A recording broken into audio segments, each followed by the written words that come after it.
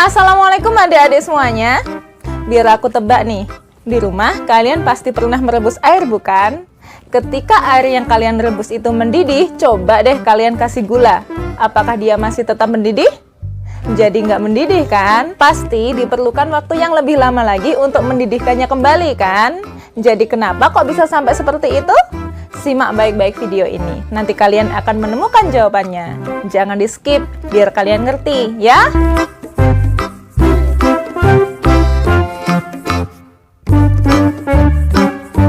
Adik-adik semuanya, dari tadi yang aku katakan adalah istilah mendidih bukan? Jadi pada video kali ini yang akan dibahas adalah tentang kenaikan titik didih larutan. Sebelum kita membahas apa itu kenaikan titik didih larutan, terlebih dahulu kita bahas mengenai apa sih hubungan tekanan udara di luar dengan titik didih larutan.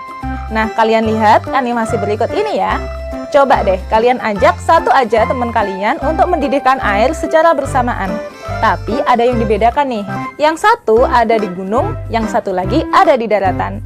Ternyata hasilnya yang ada di gunung itu lebih cepat mendidih nih daripada yang di daratan. Kenapa? Karena tekanan udara yang ada di gunung lebih rendah daripada tekanan udara yang ada di daratan. Artinya titik didihnya lebih rendah. Jika tekanan udaranya lebih tinggi, maka larutan akan lebih sukar untuk mendidih, artinya titik didihnya lebih tinggi. Jadi intinya tekanan udara yang ada di luar tungku berbanding lurus dengan titik didihnya. Sampai sini sudah paham? Kita lanjut yuk.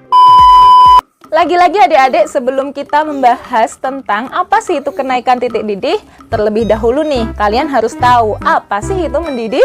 Adik-adik semuanya, suatu zat dikatakan mendidih jika tekanan uap larutan sama dengan tekanan udara di luarnya atau yang ada di atas permukaan cairan yang kalian didihkan. Ketika tekanan uap cairan sama dengan tekanan udaranya, maka pada saat itulah gelembung uap akan terbentuk.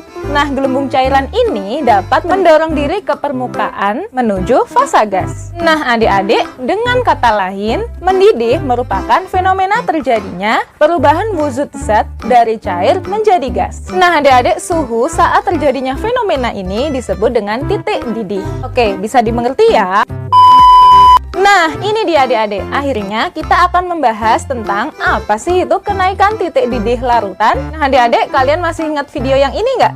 Pada video tersebut dikatakan bahwa penambahan zat terlarut akan menghalangi partikel zat pelarut untuk terlepas dari kelompoknya, bukan? Mana pada video itu kita sebut sebagai penguapan. Karena bagaimanapun juga pasti ada interaksi antara zat pelarut dan zat terlarutnya kan? Yang mana menyebabkan partikel-partikel zat terlarut dalam larutannya menghalangi peristiwa pelepasan molekul-molekul partikel zat pelarutnya. Sehingga untuk melepaskan zat pelarut ini di dalam larutannya ya, membutuhkan energi yang lebih besar. Dengan kata lain, dibutuhkan titik didih yang lebih tinggi. Titik didih suatu zat pelarut di mana belum dikasih zat terlarut dilambangkan dengan TB0. Sedangkan ketika dia sudah dikasih zat terlarut diberi lambang TB aja. Dari sini dapat kita simpulkan bahwa TB0 lebih rendah daripada TB kan? Maka dari itu dapat kita simpulkan bahwasanya kenaikan titik didih atau yang kita lambangkan sebagai delta TB sama dengan TB dikurangi dengan TB0. Kalian simpen dulu ya rumus ini. Adik-adik, setelah kalian mengetahui pengertian dari kenaikan titik didih, sekarang kita bahas mengenai tetapan kenaikan titik didih molal. Apa yaitu? Penasaran? Kalian lihat di hasil eksperimen ini ya. Ketika 1 mol zat non-elektrolit dilarutkan dalam 1 kg air, maka menghasilkan titik didih sebesar 100,52 derajat Celcius kan? Kalian lihat nih, data yang pertama dan data yang kedua.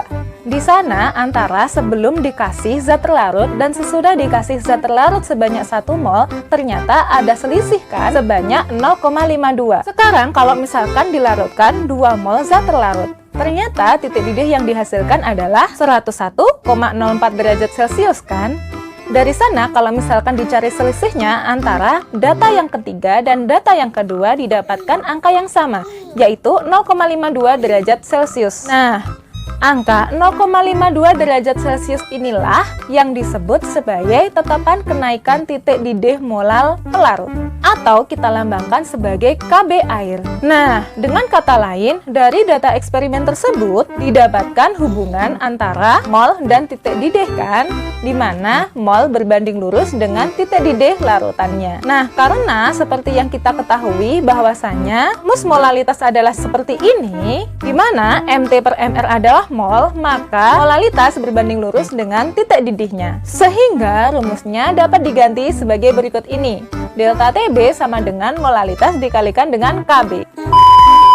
Sekarang kita masuk ke contoh penerapannya ya adik-adik, biar kalian lebih mengerti. Seperti yang sudah aku sebutkan tadi di awal video, ketika kalian mendidihkan air sampai dia mendidih, artinya suhunya adalah 100 derajat Celcius, kemudian kalian tambahkan dengan gula. Maka biar larutan gula tersebut bisa mendidih kembali, dibutuhkan suhu 100,52 derajat Celcius. Lebih tinggi dari yang awal kan?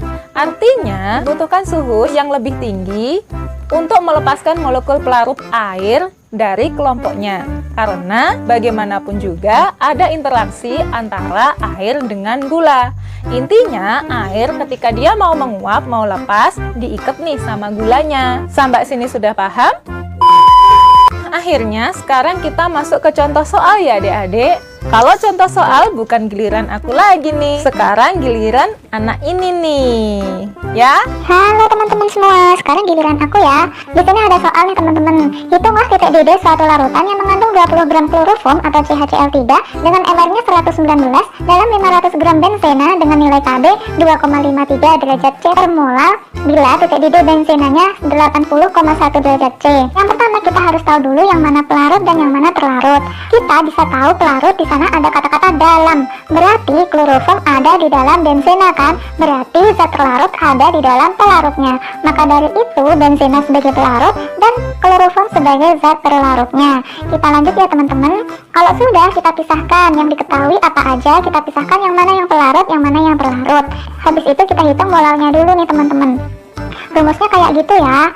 Kemudian kita masukkan angkanya, ketemu molalnya ada 0,336 molal. Nah, angka ini kita masukkan ke dalam rumus delta TB sama dengan molal kalikan KB. Ditemukan delta TB-nya ada 0,85. Nah, karena yang ditanyakan adalah titik didih, kita masuk ke rumus ini nih teman-teman. Delta TB merupakan TB dikurangi dengan TB0, maka tinggal masukin aja angkanya, ketemu titik didih larutannya adalah 80,95 derajat C. Cukup mudah kan teman-teman? Alhamdulillah adik-adik, akhirnya pembahasan tentang kenaikan titik didih sudah selesai dibahas ya. Semoga video ini bermanfaat untuk kalian. Akhir kata, wassalamualaikum warahmatullahi wabarakatuh. Tunggu next videonya ya, kemungkinan tentang penurunan titik beku larutan. Dadah!